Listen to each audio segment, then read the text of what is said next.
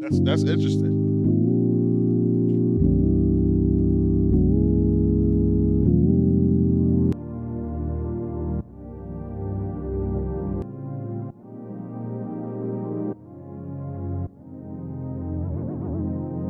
We got the reverb up top. Jeez.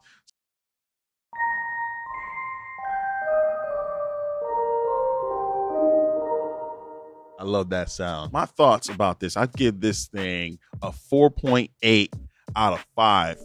The sounds in here are so dope. Like, I can't find these sounds anywhere.